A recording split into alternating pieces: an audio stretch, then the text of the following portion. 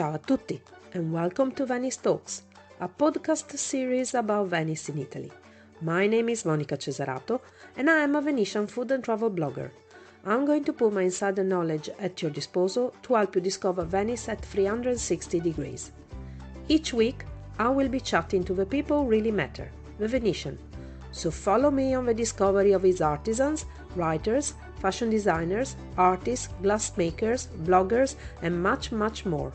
Come to visit Venice the right and sustainable way.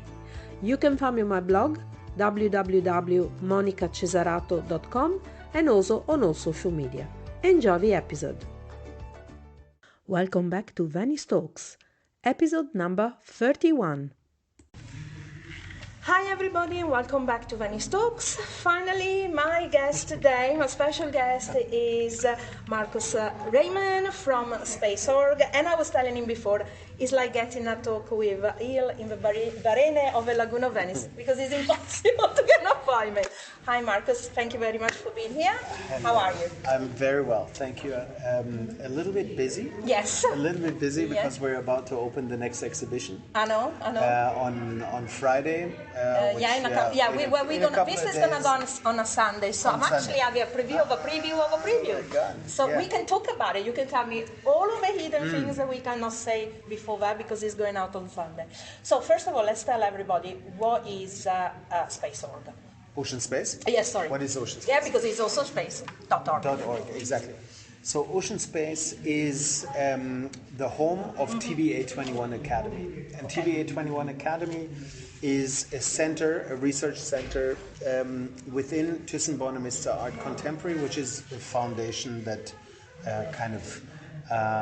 hosts all of us and all of the activity. And the Academy has for 11 years until last year exclusively focused on the ocean. Okay. And so in 2019, after many years of being on the road and on boats and being itinerant, we finally decided to settle down, and we were thinking where could be the best place to think about the ocean, with the ocean, through the ocean, but always together with artists. And Venice was the obvious answer. So you are the director and one of the co-founders. Yeah. First of all, how did the idea of Ocean Space came about? So the idea for Ocean Space really came after a couple of years of doing this work, where we ventured out with artists to think about or ask the question, raise the question, what is the ocean? And we always did this collaboratively. So we invited artists, and for these artists, scientists, environmentalists, legal experts, later on more and more indigenous colleagues to have other knowledge systems. And after a while, we understood that the network has grown, the approach had kind of solidified into a methodology, and we wanted to make this public, right? And we wanted to find a home and settle down. On the one hand, and on the other hand, Venice has such a strong relationship to the ocean. Venice without the ocean is impossible. Venice without we know the water lagoon, is a symbiosis. It's water and Venice go hand in hand. Exactly. And Venice has other peculiarities that other cities don't have. Venice, since its inception, has sat on the intersections of all kinds of exchanges. Whoever had something to offer in Venice Venice took it. Had a space. And so it was goods and spices and ideas and philosophies and architecture and everything was traded here on the one hand. And on the other hand, Venice has this very strange habit of reflecting on itself and the world through the lens of art every other year. Absolutely. And then every other year, architecture and dance and theater and music. It has this habit of thinking about itself and the world through art, which is fantastic, and it's very, very unusual. And so we thought, wow, this way of working that is research-based but artist-led needs a home, and which home could be better than Venice? Obviously, Venice, with all of its magnified crises, all of the converging crises, the Mose, the rising water, the over-tourism, everything, food sovereignty, supply chains, all of it. It's such a rich and interesting place to work from and to actually think about the future from a laboratory. And it's also got its own microclimate that is so peculiar of it, nowhere else in the world. And by microclimate, whoever's listening to me, I literally mean 10 kilometers because I left that it was cold. I arrived and it's hot in it. So it's just, So, and how did you get into getting the location of the Church of San Lorenzo? That is a beautiful location, but, Yeah, so in 2013, I came to visit the Biennale together with the founder of the foundation, Francesca Thyssen-Bonnemuster. And we came to San Lorenzo because there was a Mexican pavilion. Okay. And inside of the Mexican pavilion was a fantastic work by a Mexican artist called Ariel Guzik. And Ariel was looking at building instruments for whales. So he had these floating instruments that he would put into the Sea of Cortez, where he lives. And they would vibrate, and whales would sing back to it, and he recorded that. Oh my God, really amazing. Beautiful and strikingly close to our work. After that, we went off to meet Ariel. He came to 2 of our journeys in the Sea of Cortez. But at some point afterwards, a Venetian friend called us and said, listen, the Mexicans don't want San Lorenzo for their pavilion anymore, but they had embarked on this 9-year trajectory of restoring the place. And that was in the same year when the mayor of Venice had gone to jail. Okay. And there was also peculiar situation, no? Okay. And there was this interim government, two technocrats just keeping the business of the city going, no? And so we approached them and said, listen, there is this trajectory for San Lorenzo. Can we take that over? And we'd be really interested. And so we said we want to make this space accessible to the public again, reintroduce it into the cultural fabric of the city, and open it as an exhibition, as a cultural center. And they said yes, which was really because fantastic. I'm pretty sure if you did this like now, they probably said no. Could very well be. It would definitely take longer. And so for 2 years, or 16, 17, 18, we restored the church. In 2019, we were then able to open it as Ocean Space. And Ocean Space has always meant to be an interface for a general audience for all of this research that we're doing. But it was other than maybe other spaces here in Venice. It was literally meant for the Venetian community first. So therefore, we always open before the Biennale. We close during the Biennale. Because we want the community to understand that it's a place for them, right? We also want to really think through different modalities of working. So it's not just exhibition; it's exhibition, public program, educational program. Yeah, because you organize a lot of talks and walks as well. Because, walks, talks, and eating, screening. Of course. I find it very interesting this. That is not just art. There is this science part. Usually the two things don't usually go together.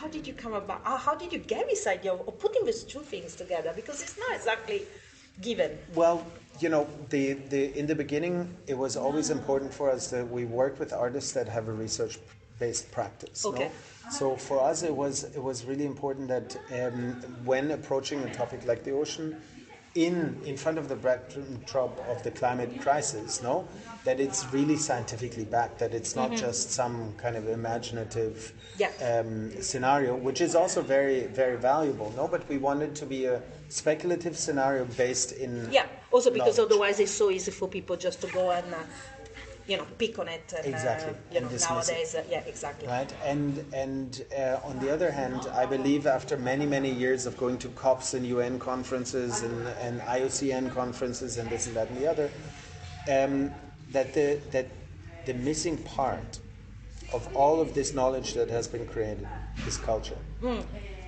That we need to come to a point where taking care of our environment is a cultural act that belongs to our activities as citizens, and not an act to mitigate the catastrophe.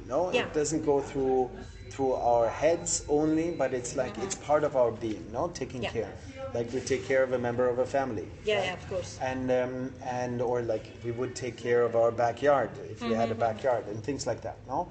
And so therefore it was always critical from the beginning that it's art and science and policy and education all in one. Yeah, but they should be all connected. Above all, in a city like Venice, it has always been, art, but not just art. I mean, Exactly. Galileo Galilei. Exactly. And there never used to be a challenge. Then it was never Galileo Galilei. Whatever. Goethe was a poet, a natural scientist, a politician. We can Leonardo. It's like there was no question that one person could be multiples, right? And that many. I think it's something of our century where we try to compartmentalize the things. Absolutely. And you cannot be logical and at the same time creative. You have one or the other.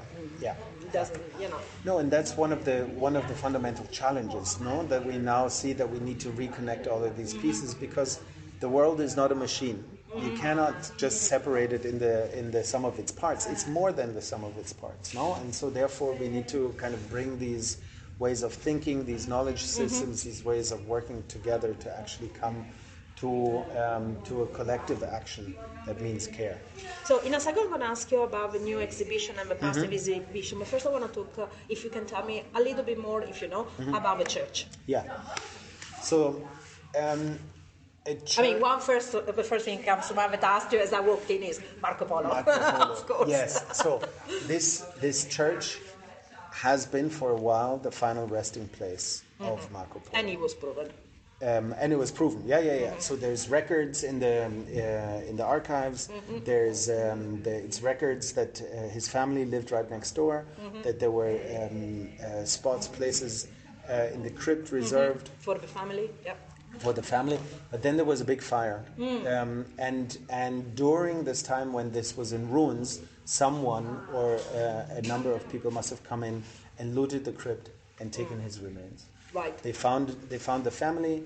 They found many things, but one of the former superintendents of the city, she was an archaeologist, so she was obsessed with finding the remains of Marco Polo, and so she dug up 2 enormous holes in this everywhere. and there was water in the church for 25 years. Oh, wow. And so the ceilings were crumbling when we found it, and the water was literally in the church. But what she found was the remains of 2 Byzantine churches. So, meaning, I think, since Venice is now 1,600 years old, where so it's from the 6th century, right? I think from the 9th century, approximately. It's from the 7th century, and in the 10th century, they found the oldest remains of buildings here on this site, and then it went through many iterations. The last iteration is this now, which is the iteration after Marco Polo was buried here. But it's also the iteration that was Vivaldi's favorite church to write for the choir. Because it's got beautiful acoustics. It's amazing. It's amazing. And it's really interesting because it's divided. I mean, I always visited the first part. I didn't realize, I told you, as I walk in, there's another big part. This is actually, I suppose there is another part. There's another cluster on the other side. Okay, wow. Yeah. So where the senior citizens' home is, they have an inner courtyard, which is a cloister similar to this one. Of course. Right. So, on both sides of the Chiesa di San Lorenzo were cloisters. We actually talking from one of them. That's why there are other people talking at the moment. Sorry. And so they had a very, very, very famous choir in here. So the choir would come from left and right. And you see in between, in the partition of the altar, there is this grid. So the grid the ladies, because it was a lady choir, exactly. wasn't it? Yeah. And they would sing through the grid to the convention. Vivaldi was born, so his church was actually 2 campi down. But because this has such a phenomenal acoustics, it is. It's supposedly the largest single volume in Venice. Oh wow! So it has a ceiling span from over 30 meters, and it has 26-meter high ceilings. Wow! And because it's a double-sided altar, and it's only one of 5 churches in all of Italy that has this double-sided altar, it really is one single space. Right? Yeah, it is amazing. I mean, and I come here like every day to Venice, and it's still surprised me how something magic. so big can still stand. And don't get me wrong, we do get earthquake every so often, and we had wars, and Venice was bombed, but everything's still standing. It is incredible. So back to you said to Ocean Space. So what exhibition have you had, and what is coming? From even though this is coming out on Sunday, I'm actually had a little preview before everybody. So we opened the space with a legendary American video and performance artist called Joan Jonas, and Joan is now must be 84, 85, something like that. We had but at heart she's super young. She's super young, and she's a force of nature. She's fantastic, really fantastic. And we had worked with her for 3 years leading up to this moment. She presented a work called Moving Off the Land 2, which is based on a performance. So the way that she works is through performance, and then she takes the performance into the studio and she projects videos of the performance, and then she reinstalls. So it's all about layers and layers and layers. So this was the first exhibition. The second exhibition was then COVID year, which was Territorial Agency, Oceans in Transformation. It's an architecture collective based in London. That must have been a big challenge in organizing an exhibition in the middle of COVID. Yeah. So first of all, also for the affluence of people, there wasn't any people around. Yeah, and we couldn't open the space. So that was the thing when we. So one of the last things I did before everything shut down was actually here installing the exhibition. We thought, we're fantastically well organized. We're super early, right? For once. And then boom, everything closes. So the exhibition was installed in here because the exhibition was incredibly data heavy, right? So Anne-Sophie Ronskirk and John Parmesino, for 4 years, again, they collected and worked together with scientific institutions, with research organizations, with individual scientists, and they collected all kinds of data sets from satellites, from Argo floats, from boats, from sensors, from this and that and the other, and they brought them all together in these fantastic 30-screen installation. But because there were so many data sets from so many different angles, what we did was that we made an open call for a fellowship program.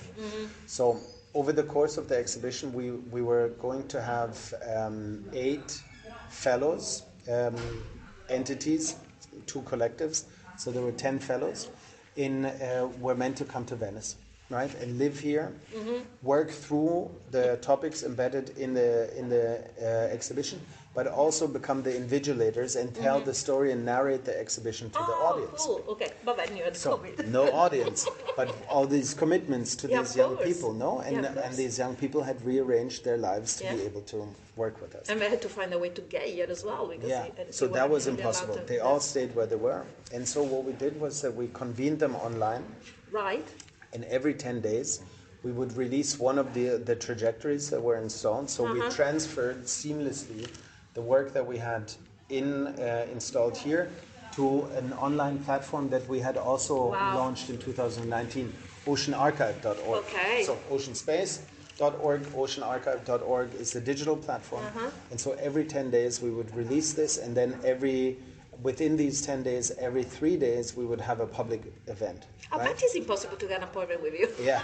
So, 170 events online. Oh my God. 170 events, right? Oh my God. And then the moment where people could start moving around, we put a light installation onto the facade so that people would see something is happening. And as soon as we could bring people together outside, we started organizing walks. So we would invite specialists, and specialists very loosely understood. No, they could be fishermen or scientists or of course. Conservationists, whatever. That had an expertise in a topic related to the artwork that no one could see, but they would then lead walks leaving from Ocean Space to a point within the city of importance for them and talk about their work. And so we could bring up to 25 people together and did these walks, a series of walks that was super successful in a moment, I think it was more important as a sign for the community that the organization is here. Well, also because during that period, only locals or anyway people not far away from Venice could come. So that must have been very good to. Well, first of all, to get the appreciation of the locals, to finally understand, because we got so many foundations. I mean, Venice is more foundations than I think than anything else arrived now. But it is, sometimes I feel, and I'm trying to interview most of them, but I realize sometimes that Venetians feel a bit detached because they go, oh, another one. Another one. Another one. So it's very good. And it was like from the beginning we wanted to the Venetians to feel that this is their space. This is for them.